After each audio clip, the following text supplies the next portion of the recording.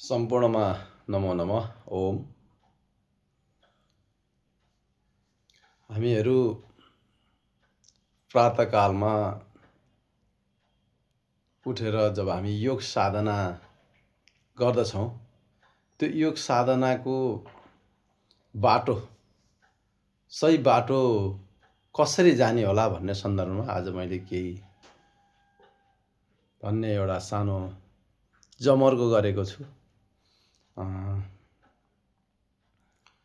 हामी योग भन्न साथ हामी यसो विचार गर्दा केवल शारीरिक व्यायामलाई मात्रै योगको रूपमा बुझ्ने र लिने गरेको पाइन्छ। त्यो एउटा सानो पार्ट मात्र रहेछ। योगको मार्गलाई निर्देश नभएसम्म त्यो योगबाट प्राप्त हुने परिणाम र फल प्राप्त हुन नसक्ने रहेछ। तसर्थ हामी योगको मार्गमा हिँड्ने साधकहरूले यो सिँढीहरूलाई पार गर्दै जानु अत्यन्तै आवश्यक छ। अहिले विश्व जनमानस हेर्दा धेरै योगप्रति लालायित भएको पनि देखिन्छ। यो अत्यन्तै खुसीको कुरा हो। व्यायामले हाम्रो शरीरलाई स्वस्थ बनाउने काम केही हदसम्म चाहिँ गरेकै हुन्छ। यसलाई हामी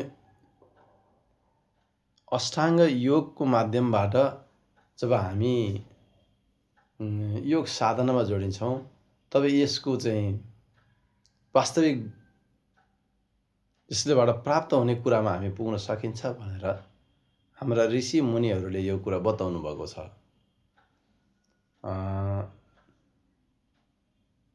यसको चरणहरू जुन छन्, यम, नियम, आसन, प्राणायाम, प्रत्याहार, धारणा, ध्यान अनि समाधि।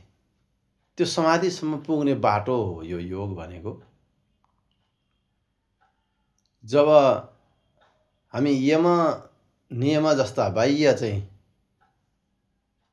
बहिरङ्ग योग र अन्तरङ्ग योगमा पस्नको निमित्त यी पहिला 5वटा योग चाहिँ यम, नियम, आसन, प्राणायाम, यी चारवटा कुराहरूलाई चाहिँ बहिरङ्ग योग अन्तर्गत राखिएको छ भने प्रत्याहारलाई चाहिँ बीचको पुलको रूपमा, साँघुको रूपमा राखिएको छ र धारणा, ध्यान र समाधिलाई चाहिँ अन्तरङ्ग योग अर्थात् दिव्य योग अथवा राजयोगको तर्फ पनि यसलाई राजयोगको रूपमा पनि यसलाई लिइन्छ।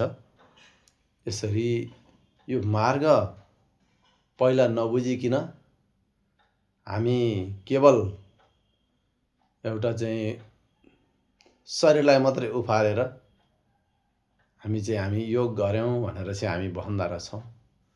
त्यो कुरामा हामी अलिकति चेन्ज गर्दै हाम्रो यो अष्टाङ्ग योगले के भनेको छ त भन्ने कुरालाई बुझ्नु पर्यो। र बुझ्दै गयौँ भने हाम्रो पहिला सुरु त हाम्रो आहार, निन्द्रा र ब्रह्मचर्यका कुराहरू आउँदा रहेछन्। यो त्रय स्तम्भहरूलाई मिलाउने, यसलाई मिलाउँदै त्यसपछि हाम्रा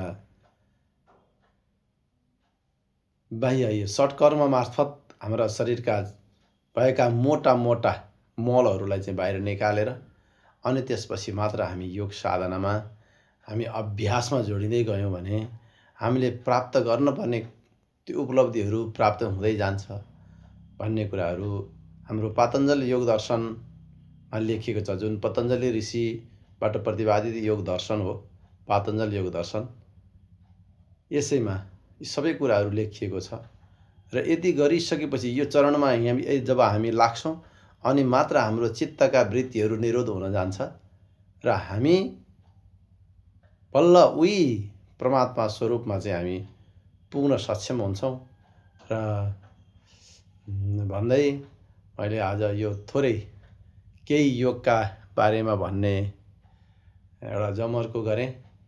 यहाँहरूलाई केही यसमा यस्तो लागेमा मलाई अझै केही फिडब्याक दिनुहुन पनि म अनुरोध गर्दछु। हरि ओम तत्सत्। ओम नमो नमः।